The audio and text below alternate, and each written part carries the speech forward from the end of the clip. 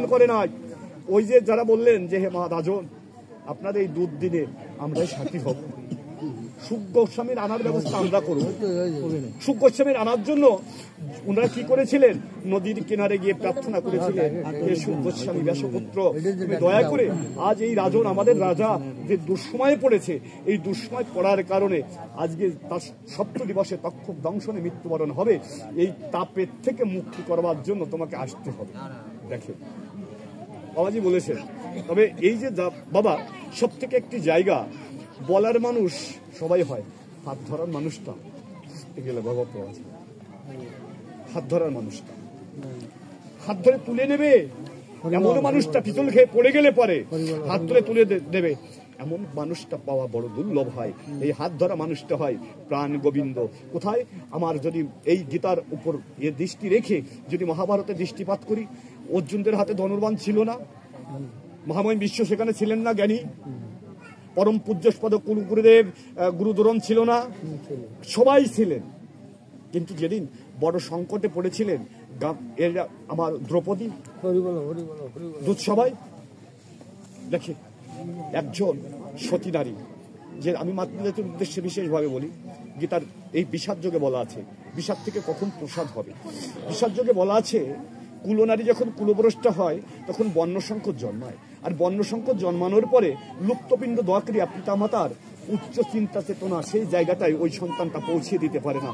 আজও কত শুদ্ধ আত্মা তারা কান্না করে বেড়ায়, একজন শুদ্ধ মাতৃগর্ভে এসে জগতের কল্যাণ মার্গে নিয়ে যাবে, যারা জনদরদী হয়ে তারা এই জাগতিক কল্যাণটা এবং মানবিক কল্যাণটা সবকিছুকে উত্তরণ ঘটিয়ে দেবে। ওই আত্মাটা একজন মাতৃগর্ভের অপেক্ষায় থাকে। তাই একজন সতীর জন্য, একজন সতী নারীর জন্য, যেটা আমরা যদি ভাগবতে দৃষ্টিপাত করি এবং বেদের দিকে যদি আমরা দৃষ্টিপাত করি, দেখবেন বাবা সংকোচক দৈত্য কত বড় কঠিন জায়গা। আচ্ছা, দেবত্ব কখনো দৈত্যের কাছে পরাজিত হয় না, কিন্তু তাও সকল দেবত্ব সকল শক্তি ও আজে ও হয়ে গেলেন সংকোচক দৈত্য একমাত্র তুলসীর কারণে। বেহুলা স্বামীকে ফিরে নিয়ে আনলেন। এই যে সতী নারী, এই যে মাতৃগর্ভে মাধ্যম দিয়ে যে একটা শুদ্ধ সন্তান সুন্দর চিন্তাটা, এটাও কিন্তু গীতার মধ্যে বললে এটাও একটা বিষাদ। এই বিষাদ থেকে মুক্ত করবার জন্য সঠিক জ্ঞান প্রদানের একটা বিশেষ জায়গা রয়ে গেছে। তা বললো যে এটা কোন জ্ঞান, বললো যে শাস্ত্রীয় জ্ঞান। তাই শাস্ত্রীয় জ্ঞানটা কোথায় দিতে বলছে? এটা শাস্ত্র কখনো দ্বন্দ্ব বা বিভাজন সৃষ্টি করে না, শাস্ত্রটা আমাদের ঐক্যের টানে নিয়ে পৌঁছিয়ে দেয়। কারণ এই শাস্ত্র আমাদের এমন একটি জায়গায় নিয়ে যায়, যেরকম সূর্য উদয় হয়েছে সর্ব স্তরে আলোকিত করে অতি গহীন জঙ্গলেও কিন্তু আলোকময় করে দেয়, তেমনি শাস্ত্র আমাদের কিন্তু এমনই জ্ঞান দান করে যে জ্ঞান দ্বারা আমাদের এই হয়ে প্রসাদ তৈরি হতে পারে। তাই কি হলো, এই সতীত্বর মধ্য দিয়ে, পূর্ণ সত্তার মধ্য দিয়ে পূর্ণ জ্ঞান প্রকাশের যে জায়গাটা সর্বশেষ গীতায় অর্জুনের যখন শ্লোকগুলো বর্ণিত হয়ে গেল, সর্বধর্মাং পরিত্যাজ্যং এটাও বলা হয়ে গেল, বলবার পরে শেষ বলল যে অর্জুন তোমার এত জ্ঞান দিলাম, দেবার পরে বলো তো দেখি আমার এই মলমটায় তোমার কাজ হয়েছে কিনা। সহজ ভাষা বললো যে আমি যে গীতার এই উপদেশ দিলাম, এই এতগুলো উপদেশে একটু কাজে লেগেছে কিনা। তখন অকপটে অর্জুন বললেন নষ্ট মোহ স্মৃতির লব্ধা তৎপ্রসাদ। যদি এই গীতা তত্ত্ব শুনে জীবনের মোহটা নষ্ট হয়ে যায়, তাহলে বুঝতে হবে যে আমার এই গীতার মলমটায় কাজ হয়েছে। গৌতম গীতা ঔষধিটায় আমার এটা কাজ হয়েছে। এই গীতার ঔষধিটার বড় বিষয় যে ভগবানকে স্মরণ করবা। তস্মাৎ এই যে ওং তৎসাৎ কামনা সংকল্প কোনো কর্ম করতে গিয়েই গীতাতে নির্দেশ প্রদান করলেন যে আমাকে স্মরণ করে তুমি কর্ম করবে। কাকে? ভগবান বলে জানলে বললেন আমাকে স্মরণ করে তোমাকে কর্ম করতে হবে। তাহলে যে কর্মটাই ভগবান থাকবে সেখানে বড় বাবা দুঃখ থাকে, যে কর্মের মধ্যে ভগবান থাকে সেখানে দুঃখ থাকে না, যেখানে ভগবান থাকবে সেখানেই প্রসাদ রূপায়িত হবে। তাহলে এই ভগবান বাবামণি বলে গেছেন যে কারাগারে ভগবান জন্মগ্রহণ করেছে ব্যাস কৃষ্ণ দ্বৈপায়ন। আসলে জায়গাটাই এমন জায়গায় আমাদের উপনীত হয় যে জায়গাগুলো বিশ্বাসের মধ্য দিয়ে, ভরসার মধ্য দিয়ে। তা বিশ্বাসটা কোথায় থাকে? বিশ্বাসটা পূর্বপুরুষের আচরণ ভিত্তিক কিছু বিশ্বাস থাকে, অঞ্চল ভেদে কিছু বিশ্বাস আছে। যেরকম দক্ষিণ অঞ্চলে গেলে বাবা বিবাহ শুভ কার্যে মান কচু ছাড়া তাদের কিন্তু বিবাহটা হয় না। বরিশালে এক বন্ধুর বিবাহ, ডাক্তার এক বন্ধুর বিবাহ গিয়েছিলাম। তা যাওয়ার পরে সেখানে বরকে চেয়ারে পা বেঁধে, চোখ বেঁধে, তারপরে কাঁথা দিয়ে ঢেকে দেয়। হ্যাঁ, আর নারকেল দিয়ে কি করে জানেন? নারকেল দিয়ে সবজিগুলো রান্না করে, তরকারি যা রান্না হবে সব নারকেলের তেল এবং আতপ চাউ। অঞ্চল ভেদে বাবা একটু পৃথক পৃথক হয় না, কিন্তু সেখানেও কিন্তু বর আপ্যায়নই হচ্ছে, সেখানেও কিন্তু ওই বিবাহ পদ্ধতি হচ্ছে, কিন্তু বেদ মন্ত্র কিন্তু একই থাকছে। গৌরহরি অঞ্চল ভেদে আচরণ কর্ম তার দেখতে হয়তো হতে পারে, তাই সেখানে কিন্তু কর্মটা একই রকম থাকছে, বেদ মন্ত্রটা কিন্তু একই থাকছে, কিন্তু অঞ্চল ভেদে আচরণ পার্থক্য হয়ে যাচ্ছে। তাই অনেক সময় বাবা যে জায়গাটা বলি যে কাকামণি হয়তো এসএসসি পাস, আপনি হয়তো গ্রাজুয়েশন, তাও হয়তো সায়েন্সের ছাত্র। তা যেমন করে বলবেন, আপনার চরণে একটু অনুরোধ রাখবো, যদি ভাই ভাবেন, কাকা ভাবেন, তা ভাবলে কাছে নিয়ে ডেকে নিয়ে একবার বলবেন, আমার একটা বাচ্চা আছে, এসএসসি পরীক্ষা দেবে বাবা, তা নির্ঝরণ খাদ্য, তা এই বাচ্চাটারে আমি একটা মেলার মধ্যে শুধু একটু চোখ বড় করেছিলাম। তো চোখ বড় করার পরে বাড়ি ফিরে এসে ওখান থেকে কান্না শুরু করছে, আর বাড়ি এসে চোখে ঝরঝর জল। তা মার মন খারাপ হয়ে গেছে। বাচ্চার চোখে জল হলে বাবা অনেক সময় মার মন খারাপ হয়ে যায় না? যে মেলায় পাঠালাম, মেলায় পাঠানোর পরে এই বাচ্চাটা কাঁদতে কাঁদতে ফিরলো, না জানি কোন কুকর্ম করে এলো। তা বাড়ি আসবার পরে ওই করছে, মানে কি হয়েছে বলে, মেলার মধ্যে আমার বন্ধু বান্ধব ছিল, অনেক লোকজন ছিল, তা থাকার পরে বাবা বড় চোখ করছে। তা আমি খালি একাই দেখিনি, আমার সাথী যারা ছিল তারাও দেখছে। তা দেখার পরে আমার কেমন যেন মা ভালো লাগে, বললো আমার বলাটা ভালো। তো তখন আমি বাড়ি ফিরে আসছি, আমি জানি যে হয়েছে, মনে চলে গেছে, ঠিক আছে। ফিরে আসবার পরে রাত্রি যখন প্রসাদ পেতে বসছি 3-4 একসাথে, তখন কথাটা তোলা হয়ে গেছে। তার সেই বাচ্চার থেকে একটা শিক্ষা নিলাম যে বাবা তুমি যাই করো, ঘরে ফিরে আসলে আমার যদি দুটো কটু কথা বলো, আমি ঘরে আসার পরে বলবো। সুন্দর। আমি বাচ্চার থেকে আমি তখন ভাবলাম যে তুই আমার সন্তান না রে, আমি তোকে প্রণাম দিতে ইচ্ছা করি। সুন্দর। আমি লোকালয়ের মধ্যে তুই যে যত শিশু হইস না কেন, তুই আমার সন্তান হইস না কেন, লোকালয়ের মধ্যে তোকে আমি কেন অমন করে তাকালাম। আমি তোকে কাছে ডেকে আনতে পারতাম, ভালোবেসে কাছে ডেকে আনতাম, ঘরে বসে যদি তোর দুটো কথা বলতাম, কেউ না শুনতো, আমি বাবা আর তুই সন্তান, এই দুজনের মধ্যে একটা মীমাংসা হয়ে যেত। কিন্তু এমন করে লোকালয়ের মধ্যে বলে যা সবাই শুনে ফেললো বা বুঝে ফেললো। তা কাকুমণি, আপনার কাছে অনুরোধ রাখি, যারে যা সিদ্ধান্ত দেবেন ওই কাছে ডেকে নিয়ে বুকে ভালোবাসা রেখে এটা কাছে রেখে দেবেন। এমন করে যদি লোকালয়ের মধ্যে বলতে থাকেন, ওই যে ধর্মক্ষেত্রে কুরুক্ষেত্রে এই কথাটা আপনি আমি বলতেছি, হয়তো কাকু পরের দিন আর গীতা পাঠ করবে না। যদি উনার মতো মানুষ না থাকে, আপনি সব জায়গায় টেকাতে পারবেন না। উনার মতো মানুষও দরকার আছে, যদি ভুলও বলে ওই ভুল বলা মানুষও দরকার আছে, উনিও একদিন সঠিক হয়ে যাবে, আর সঠিক হওয়ার মাধ্য দিয়ে তখনও কিন্তু হয়ে যাবে, তাই না? এই যে জায়গাটা, যদি ভুল বলা মানুষ না থাকতো তাহলে কিন্তু আমাদের এটা টিকতো না। উনি এই সর্বপ্রথম আসছে, এই সব কাজ করতেছে, ওই ভুল বলা মানুষগুলো এই সব কাজ করে, কিন্তু সঠিক বলা মানুষগুলো অনেক পাশে পড়ে যায়, পিছনে পড়ে। ভুল বলা মানুষগুলো আগে যায়, ভুল বলা মানুষগুলো আগে করে। তার বাস্তবতা কোথায় দেখেন বাবা, এটা ভাগবত আমাদের সিদ্ধান্ত দিচ্ছে। কেমন করে সিদ্ধান্ত দিচ্ছেন? ভাগবতে বললেন গজের মোক্ষগম, গজের মোক্ষগম। তা গজের মোক্ষগমন কি করে বললেন? ইনি পূর্বজন্মে সাধক ছিলেন, গুরুদেব উপনীত হয়েছিলেন, হবার কারে গুরুদেবকে সঠিক শ্রদ্ধা না নিবেদন করার মধ্য দিয়ে গুরুদেব বলছিল, তুমি যে আজকে যে ব্যবহার করলে, হাতির মতো ব্যবহার করলে, মানে উঠে দাঁড়ালে না, গুরুদেবকে সঠিক করলে না, শ্রদ্ধা করলে না। তাই ওনাকে বললো যে পরের জন্ম তোমাকে হাতি হতে হবে। ঠিক পরের জন্মটা থাকে হাতি হতে হলো, কিন্তু হাতি হয়েও একটা জায়গা ভুললো না, সবকিছু করলেন, রাজা হয়ে গেলেন, সব হলেন, কিন্তু একটি জায়গা ভুললেন না। কোথায় জানেন? পূর্ব জন্মের সুকৃত লব্ধ ফল, ওই যে অভ্যাসগত জায়গা, গোবিন্দের নিত্য পুষ্প চয়ন করে দেয়া। তাই পুষ্প চয়ন সবসময় তো মনে পড়বে না। উনি সন্তানাদিগণ নিয়ে একটা সরোবরে নেমে গেলেন। নেমে যাবার পরে উনি কি করলেন? নেমে গিয়ে সন্তানগণকে ভালো ভালো জল খাবে, ঘোলা জল দেবে না, তাই একটু গভীরে সুপটা দিয়ে দেবে। তা গভীরে যেতে যেতে কিছু পথ যেতে যেতে যত স্বচ্ছ জল দিতে যাচ্ছে তত গভীরে নামতে হচ্ছে। ওই সময় ওনার কি করেছে? কুমিরে পা ধরেছে।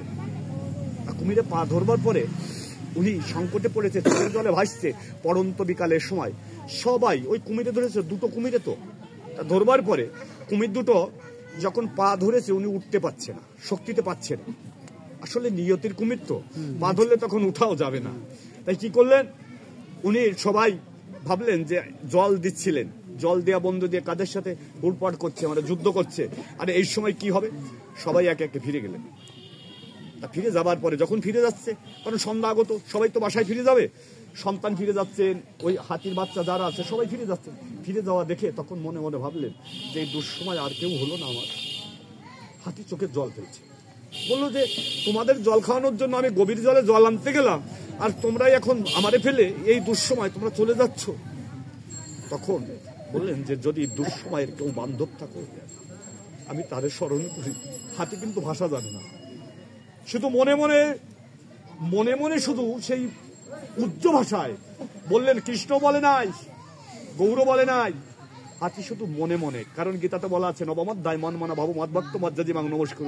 হাতি মনে মনে বললেন, হে বিশ্বের নায়ক, তোমার ইশারায় জগৎ চলে, তবে যে তুমি রক্ষা করতে পারো আমি তারই স্মরণ করি, দয়া করে আমার এই বিপদ থেকে একটু মুক্ত করো, হরি বলো হরি বলো হরি বলো, বিপদ থেকে মুক্ত করো। তখন কি করলেন জানেন, স্বয়ং বিষ্ণু গরুকে নিয়ে রওনা করেছে। তা গরুকে নিয়ে রওনা করেছেন, গরুরের কত গতি, ওই গতিকেও হার মেনে দিয়ে গরুরকে বলছে, গরুর যত দ্রুত পারো যাও, আমার ভক্ত আর চোখের জলে ভাসে, আমার ভক্তকে রক্ষা করতে হবে।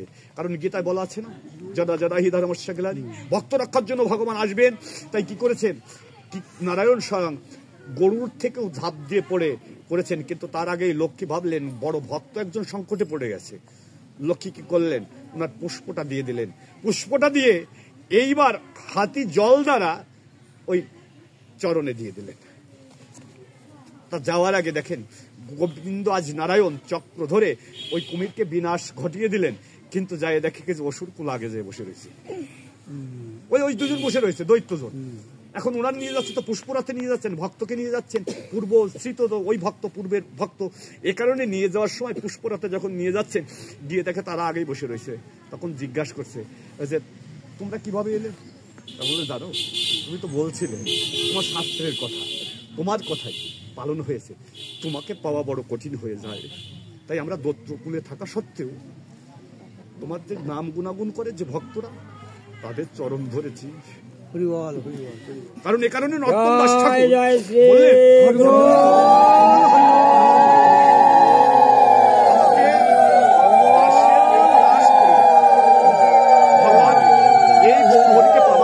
কৃষ্ণচন্দ্র ব্রজের ভজনটাকে জানবার জন্য ব্রজভূমিতে আজও 5000 বছর পূর্বে সেই বৃক্ষগুলো রয়ে গেছে। বাবা কোনটা ভাববো সত্য, কোনটা ভাববো মিথ্যা, বিচার করতে গেলে হবে না। এমন বিচার করতে যে মাগুরায় মনে হয় 2 জন হাসপাতালে আছে, এখনো 3 জন হাসপাতালে আছে। তা কোথায় জানেন, 3টে পক্ষ আজকে দুরবস্থায় পড়ে আছে। আমার মতো আমি স্বয়ং সেখানে গিয়েছিলাম, দেখেছিলাম বহু পূর্বের একটা দোল পূজা হতো ওই বৃক্ষে, ওখানে সবাই গিয়ে প্রার্থনা করতো। দোল পূজাতে বারংবার কৃষ্ণের আবির হতো, ওখানে দোল খেলা হতো। এই দোল খেলা হতে হতে হতে হতে এখন তো অনেক কিছু মানে না, কারণ এটা ভদ্র সমাজ, এটা আমাদের আধুনিক সমাজ, এটা অনেক কিছু কিন্তু মানতে চায় না। বৃদ্ধরা বললে পারে, তখন বলবে এরা রাখো তো তোমার কথা, ভগবান টগবান তুমি দেখছো নাকি, আর ওসব আমরা মানি নাকি। তখন কি করেছে জানেন, এইবার 2 ভাই, বড় ভাইয়ের নাম অমরেশ আর ছোট ভাই, এই ছোট ভাই ওখানে গাছ বিক্রি করলো, মানে একটু গোয়াত্তামি কল আছে না, গোয়াত্তামি কল। তাই এই গোয়াত্তামি কল থাকার কারণে গাছ বিক্রি করে দেবে। কিন্তু বড় হ্যাঁ চন্দন প্রতাপের যে জায়গায়, তো সেখানে দেখেন উনার এই বিক্রি করবে না, বললো মনে রে আমার পূর্বপুরুষ এখানে কেউ যায় নাই, আর ওই গাছটা অনেক দিনের, আর ওইখানে অনেকবারও একটা গাছ বিক্রি হয়েছে, ওটা হতে গেলে পরে ঝামেলা হয়। একজন গাছ জুয়ারি করাটি পাইছে, আর উনি ভাইটাও এরকম হয়েছে, 2 জনে ঠিক মতো বেচা কেনা করেছে। তা বলছে, বড় ভাই বলতেছে আমার টাকা নেবো না, যে টাকা পাই ল্যাংটার আশ্রমে দিয়ে দিও, বড় ভাই বলে দিয়েছে। আর ও টাকা ঠুকি নেয়নি। আর ছোট ভাই যে বিক্রি করেছে, সে বিক্রি করে টাকা নিছে, করাতিরা কাটতে গেছে, ওই গাছ থেকে দৈববাণী হয়েছে যে আমার কাটিস না, আমার এভাবে কাটিস না। আর ওরা মানে নাই, না মানার পরে ঠিক গাছে কপ দিয়েছে। কেউ কেউ হয়তো গিয়ে দেখছে যে সেখানে কি দুরবস্থা। গাছ থেকে মান্দার গাছ ধরে, যদি মান্দার গাছের কাঁটাওয়ালা গাছ দিয়ে যদি কোনো মানুষকে কোনো শক্তি দ্বারা, কোন শক্তিতে বাবা এবার চিন্তা করবেন, কোন শক্তিতে তাদের টেনে ধরে, কোনো দড়ি নাই, কাছি নাই, শিকল নাই, সেখানে কিছু নাই, কিন্তু শূন্য মানুষে বায়ু ভরে ওই মানুষটারে টানিয়ে উপরে উঠাই নিয়ে যাচ্ছে। এটা আমি একা শুধু মিথ্যার মধ্যে নয়, এটা বাস্তবতা। আরো তিনজন মানুষ তার পা ধরে ঝুলাই রাখে, কোন মানুষটা টানিয়ে অমন করে উপরে উঠাই নিয়ে গেল। বাবা এটা কোন বিজ্ঞানের শক্তি? এই সেই শক্তি যাকে বলা হয় দৈবিক শক্তি। এটাকে না জানলেও এটা ওই কানার মতো, অন্ধের মতো বিশ্বাস করে নিতে হয়। যদিও আমি না দেখেছি, তখন যখন বর্ণনা শুনেছি, লোকমুখে বর্ণনা শুনেছি, বাস্তবতায় সেখানে যারা ছিল, সচকে যারা দেখেছে, সেই মানুষগুলা কিন্তু বর্ণনা করেছে গৌরহরি। তাই এই কুরুক্ষেত্রের রণাঙ্গনে দাঁড়িয়ে সঞ্জয় কিন্তু দিব্যাখি পেয়ে ওই শক্তিকে দর্শন করে হস্তিনাপুরে থেকেও সেই কিন্তু কুরুক্ষেত্রের যুদ্ধে বর্ণনা করতে সক্ষম। আমি তো এখান বিজন মিরকিডাঙ্গা দেখতে সক্ষম, আমার বাড়ি, সেখানেও কিন্তু দেখে সক্ষমতা নাই, কারণ আমার গুরুকৃপা হয় নাই। তাই গুরুকৃপা যখন হয়ে যাবে, তাই এই পরীক্ষিত মহারাজকে সংকটকালে গুরুকৃপার জন্য বললো যে গুরুকৃপা এমনি এমনি হবে না, তাই কি করতে হবে, তোমাকে সাধু কথা শুনতে হবে, শাস্ত্রীয় কথা শুনতে হবে, কৃষ্ণ কথা শুনতে হবে, আত্মতত্ত্ব কথা শুনতে হবে। তাই আত্মতত্ত্ব কথা শুনতে গিয়ে বললেন, গীতার এর 2য় অধ্যায় বললেন, দেহটা হলো রথ, আর এই রথ একজন চালায়, তার রথের একজন মালিক আছে। তো ওই মালিকের কি করতে হবে, বাবাজি মহোদয় বলছিলেন যে আত্মতত্ত্ববোধ। তো এই যোগের মধ্যে বললেন যে কাম, ক্রোধ, লোভ, মোহাম্মদ, মৎসর্য, ষড়রিপু আর 10 ইন্দ্রিয় মন যুক্ত হয়ে 11 ইন্দ্র। তা মনের গতিটা খুব প্রবল, এ কারণে বললেন মনরূপ বস্তুটাকে তোমার কৃষ্ণ চরণে আশ্রয় গ্রহণ করো, যাতে বিপদগামী না হয়। ওই মাধবের চরণে দিয়ে দাও। মাধবের চরণে যদি দিতে পারো, ওই 6টি ঘোড়ার লেগাম সেই পরম পুরুষের হাতে দাও। রথটা চালাতে হলে পরে মালিক বুঝে রথের ভাত দেবেন গৌরহরি। গীতাদের যে তত্ত্ব কথা, মালিক বুঝে রথের ভাতটা দেবেন। যদি ও জায়গায় সারথি করেন, ও জায়গায় সারথি করলে পরে ওই রথটা গেড়ে যাবে গৌরহরি, ওঠার মতো শক্তি থাকবে না। ও জায়গায় রথের ভাতটা দেবেন না, দেহ রথের ভাতটা যদি দিতে হয় সঠিক সেই মাধবের চরণে দিবেন। যারে কান্ডারি করলে পারে রথটা বাগাড়ে পড়বার ভয় নাই, যে রথে কান্ডারি থাকলে পারে অজে হওয়া যায়, পরাজয়ের ভয় নাই। যে যাকে কান্ডারি করলে পারে বাবা এই জীবন যুদ্ধে জয়লাভ করে সঠিক সেই মোক্ষধামে যাওয়া যায়, রাজত্ব ফিরে পাওয়া যায়। রাজত্ব ফিরে পাওয়া মানে কি বাবা? এটা খুব শাস্ত্রের কথা বললেন যে আমরা অমৃতস্বত পুত্র, আমরা অমৃত থেকে এসেছি, এই রাজত্বে আমরা কিছু কালের জন্য আছি, কিন্তু আমরা আটকা পড়ে গেছি ওই অজ্ঞানতায়, ওই বিষাদে, ওই মোহ দুয়ারে আটকা পড়া মতো পড়ে গেছি, মায়ায় পড়ে গেছি। এই মায়া থেকে উত্তীর্ণ হবার জন্যই বলল তোমার এই শাস্ত্র জ্ঞান দ্বারা প্রসাদ নেও। তাই প্রসাদটা কোথায়? শাস্ত্রে বর্ণনা করলেন, যেটা গোবিন্দের উদ্দেশ্যে দেওয়া হয় তখন প্রসাদ, যখন নিজের জন্য করা হয় তখন সেটা খাবার, তাই না? তাহলে গোবিন্দের উদ্দেশ্যে যদি দিতে পারি, এই নিত্য নিত্য যদি প্রসাদ ভজন করি, এটাই সুখ গোস্বামী বলেছিলেন। কত সুন্দর কথা! এটা কার উদ্দেশ্যে বলছে? রাজন পরীক্ষিতের উদ্দেশ্যে, মণিবর্গের সামনে বলতেছে, অসংখ্য মণিবর্গ। এই মণিবর্গের সামনে বললো না, হে রাজন, জিহ্বাবতী লোভময়, সুদূরমতি, তাকে যেটা কঠিন সংসার, কৃষ্ণ বড় দয়াময়, পরিবারে জিহ্বা জয়, সপ্রসাদ অন্ন দিলাও হয়, সেই অন্ন অমৃত পাও, রাধা কৃষ্ণ গুণ গাও। তাহলে কোথায় গেলে জিহ্বার জয়লাভ হবে? জিহ্বার তো একটা ইন্দ্রিয়, এই জিহ্বা ইন্দ্রটাকে জয়লাভ করতে হলে, জিহ্বা ইন্দ্রকে যদি নিয়ন্ত্রণ করতে হয়, তা বললো জিহ্বা ইন্দ্র যদি তোমার নিয়ন্ত্রণ করতে হয়, কৃষ্ণের প্রসাদ তোমাকে সেবা করতে হবে। এটা আমার কথা নাকি বাবা? এটা তো গীতার কথা।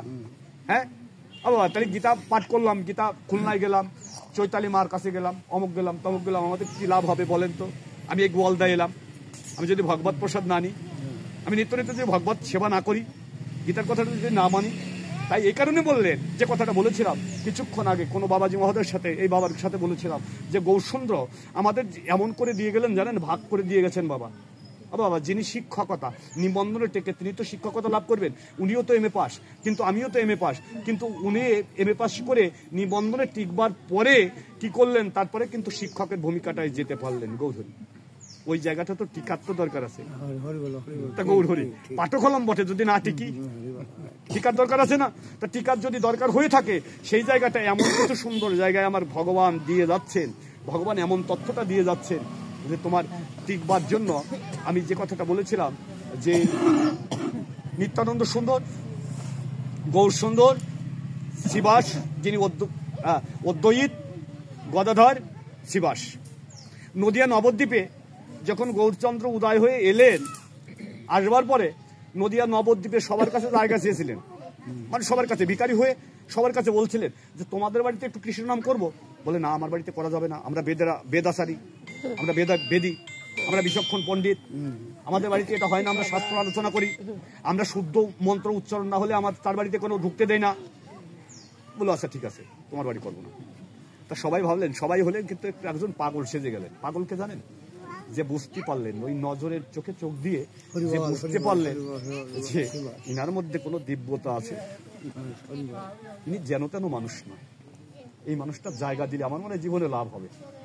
তাই কি করলেন জানেন? শিবাস ডাক দিয়ে বললেন, গৌরাঙ্গ প্রভু, তখন গৌরাঙ্গ নাম ধরে নাই, নিমাই, নিমাই আমার বাড়িতে আসো, আমার বাড়িতে, আমার গৃহে আসো। নিমাইকে বেশ করে দিলেন, নাম হয়, নিত্য পরিবাসন হয়, কীর্তন হয়। এই কীর্তন হতে হতে দেখেন এই শিবাসেরও একদিন পরীক্ষা দিতে হলো। শিবাসকে কত বড় পরীক্ষা দিতে হলো না? নাম হচ্ছে নিত্য নাম হচ্ছে ভগবানের পরীক্ষা। ভগবানের যে বিষাদটা দূর করবার জন্য, যে বিষাদটায় আমরা লেগে আছি, এই বিষাদটা প্রসাদে তৈরি করবার জন্য দেখেন শিবাসকে কত বড় পরীক্ষা দিতে হলো। আপন পুত্র গৃহে মরে গেছে, একটা পুত্র মারা গেছে, মা গৃহিণী, মা শিবাস গৃহিণী দূরে দাঁড়িয়ে, করজোরে দাঁড়িয়ে আছে, চোখের জলে ভাসছে। শিবাস ভাবছে যে আমার গৃহিণীর মনে হয় আজকে নামে প্রেম উদয় হয়েছে, গৃহিণীর রন্ধন সেরে তাড়াতাড়ি এখানে এসেছে, প্রত্যেকদিন যা করে থাকে, তাই তো এমন করে কাঁদে না তো, আজকে বুঝি নামে প্রেম উদয় হয়েছে, শিবাস ভাবতেছি। তাই অমন করে কান্না দেখে গৌরাঙ্গ মহাপ্রভু অন্তর্যামী দূরে দাঁড়িয়ে দেখে মা কাঁদে কেন, ডাক দিয়ে বলছে তুমি একটু জিজ্ঞাসা করে আসো। শিবাস গিয়ে জিজ্ঞাসা করে আসছে, জিজ্ঞাসা করবার পরে বলছে তুমি থামো, হরিনাম সংকীর্তন হয়ে যায়, প্রভু বিশ্রামে যায়, তখন প্রভুকে বলবো। বলার সময় আছে না, যখন তখন বলতে গেলে বাবা হয় না, যখন তখন সব কথা বলা যায় না, বলার কিছু সময় আছে, সেই সময় বুঝে না বলতে পারলে পারে বাবা কিন্তু সেই ভাবটাও নষ্ট হয়ে যায়। তাই কি করলেন, যখন নাম সংকীর্তন সমাপন করলেন তখন মা কাঁদছে, দেখো তোমার হরিনামের কত ফল, এতদিন হরিনাম হলো, আর একটা মাত্র ছেলে তাও মারা গেল, দেখেছেন একটা মাত্র সন্তান তাও মারা গেল। তাই তখন বলল গৌরাঙ্গ মহাপ্রভুর চরণে গিয়ে বলছে যে প্রভু আমার সন্তানটা বেঁচে নাই। গৌরাঙ্গ মহাপ্রভু বলল ডেকে আনো, ও বেঁচে নাই মানে ও যাবে কোথায়? প্রভু আজ লীলা প্রকাশ করছে, ঘিরে ঘিরে হরিনাম করে হরিনামের যে মাহাত্ম্যটা বোঝানোর জন্য মৃত সন্তানকে রেখে হরিনাম দ্বারা তাকে পুনর্জীবিত করে দিলেন। এই হরিনামে জীব পুনর্জীবিত হয়। আজ হরিনাম এটা কেন? আর অদ্বৈত সুন্দরকে বলে দিয়ে গেলেন যে অদ্বৈত আপন গৃহে যাও, আপন গৃহে গিয়ে কৃষ্ণ নাম করো। গৃহে গিয়ে বললো দুয়ে চারে পাশে মিলে, দুয়ের সাথে মিলে খোল করতাল যদি না থাকে বললো হাতে তালি দিয়ে কৃষ্ণ নাম করো। বাবা শিল্পীদের কাছে দেবেন, বলবেন আমরা খোল করতাল ছাড়া গাতি পারিনি। তা বাবা নাম অভ্যাস কোথায় করতে হবে? ঘরে না? হ্যাঁ, খালি স্টেজে গায়ে গেলাম, স্টেজে গায়ে গায়ে সবাইকে কান্দাইয়ে গেলাম, হবে নাকি গৌরহরি? এটা তো হয়ে যাবে অন্যরকম। তাই বললো অদ্বৈত সুন্দরকে শিক্ষা দিল যে অদ্বৈত ঘরে যাও, আপন ঘরে গিয়ে আপন গৃহে গিয়ে তুমি নাম কি করো? হাতে তালি দিয়ে কৃষ্ণ নাম করো। হাতে তালি দিয়ে যদি কৃষ্ণ নাম করো, আপন গৃহের সকল বিপদ আপদ সব দূরীভূত হয়ে যাবে হাতে তালি দিয়ে। তা ভরসাটা ওই জায়গা তো রাখতে হবে। আর নাম প্রচারে কাকে দিলেন? নাম প্রচারক যদি হতে হয় প্রচারে কাকে দিলেন? প্রচারে বললেন যে নিত্যানন্দ তুমি প্রচার করতে পারবা, কারণ ওই কলসির কান্না সইতে পারে এমন মানুষ নাই। তা তুমি যদি এই কলসির কান্না সবার মতো মানুষ আর প্রেম বিতরণের মানুষ তুমি আসো, তুমি প্রচার করো। আর আরেকজনকে এই নাম প্রচারের দায়িত্ব দিছিলেন, সেই দায়িত্ব দিলেন হলো এই হরিদাসকে। বলো তুমি একজন নিষ্কিঞ্চন শুদ্ধ ভক্ত, তোমার দর্শন মাত্রে যে পরমপতিতা যে পতিতা, সেই পতিতা পরম বৈষ্ণবী হয়ে গেল। এই পতিতা তালি তুমি নাম প্রচারে তোমার অধিকার আছে, তুমি যাও, তুমি নাম প্রচার করো। এ কারণে দেখেন যিনি প্রচারক, আমার মতো অভক্তের মুখে কৃষ্ণ কথা শুনে বলেন বাবা কাঁধ হবে। ওই হরিদাসের মতো যদি কোনো মানুষের কাছে যদি কৃষ্ণ কথা কেউ শ্রবণ করে, তখন দেখবেন ওই মানুষটা হৃদয়টা বিগলিত হয়ে ওই বনের পক্ষীও তারা কৃষ্ণ বলে চোখের জল ধরে। এটাই হলো বাস্তবতা। আমার মতো এমন মানুষের নয়। তাই এর মধ্য দিয়ে আপন জায়গায় থেকে সব অবস্থানে থেকে সব ধর্মে থেকে যদি দৃষ্টিপাত করে আমরা যদি দায়িত্ব পালন করি, তাহলে বাবা আমাদের মনে হয় কোনো অভাব নাই, আমাদের কোনো অভাব নাই, আমরা সব অবস্থানে থেকে।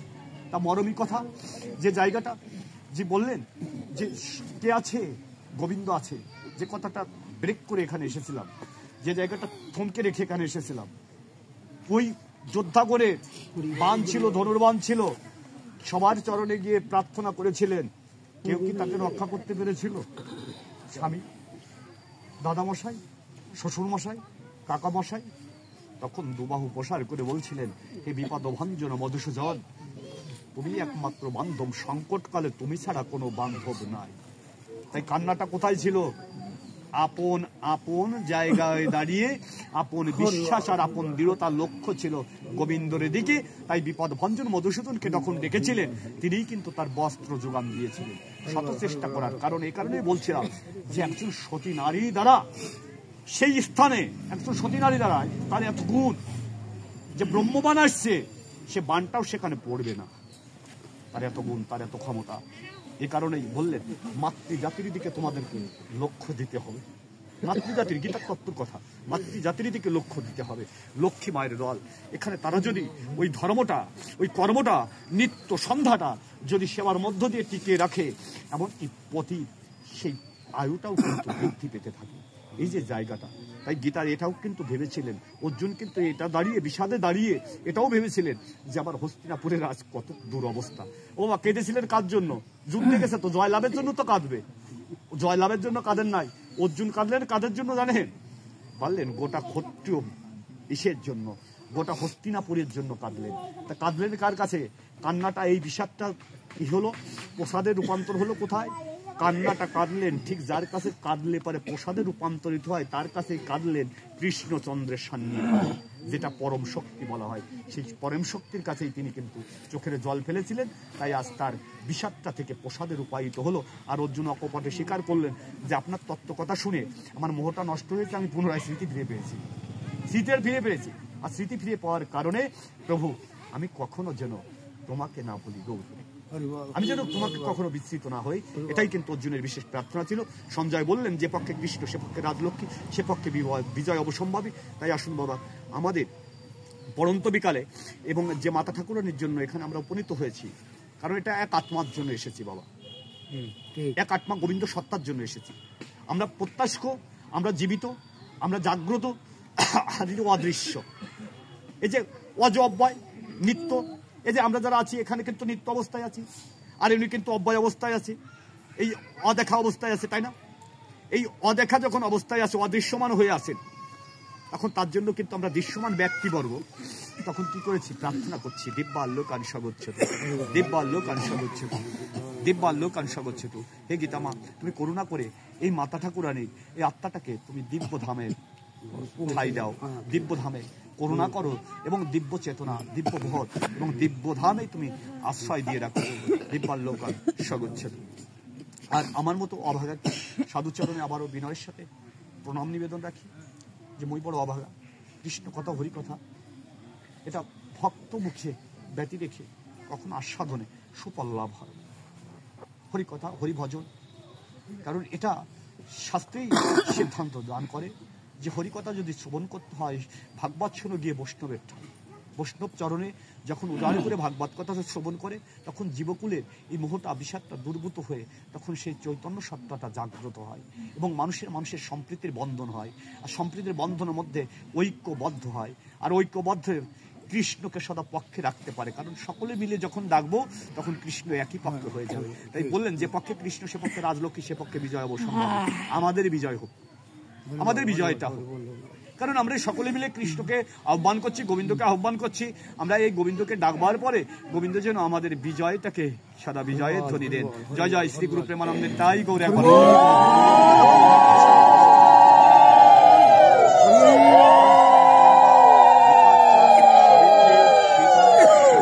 পতিব্রতা, ব্রহ্মাবলী, ব্রহ্মবিদ্যা, বিসন্ধ্যা, মুক্তিগেহিনী, অর্ধমাত্রা, চিদানন্দা, ভবগ্নি, ভ্রান্তিনাশিনী, বেদত্রয়ী, পরমানন্দা, তত্ত্বার্থ, জ্ঞানমঞ্জরি, এত্তানি, জবনিত্যং, নরনিচ্চল, মানস, জ্ঞানসিদ্ধি, লবনিত্যং, তথন্তে পরমম পদম, ওম যদস্করং, পরিভষ্টং, মাতৃহিঞ্চ, যদ্ভবেৎ পুণ্যাং ভবতু, তৎসর্বং তৎপ্রসাদ সুরেশ্বর। ওং নমো ভগবতে বাসুদেবায়। সর্বে ভবন্তু সুখিনঃ, সর্বে সন্তু নিরাময়া, সর্বে ভদ্রাণি পশ্যন্তু মা কচ্চিৎ দুঃখভবেৎ। ওম শতমশ্বতি গমায়, তামসম জ্যোতির্গমায়, মিত্রমামৃত গমায়, আবিরাবি মহেদে। ওং পুণ্যমাদ পুণ্যমিদং, পুণ্যাৎ পুণ্যমদুচ্যতে, পুণ্যস্য পুণ্যমদায়, পুণ্যমেব বশিষ্যতে। ওং শান্তি, ওং শান্তি, ওং শান্তি।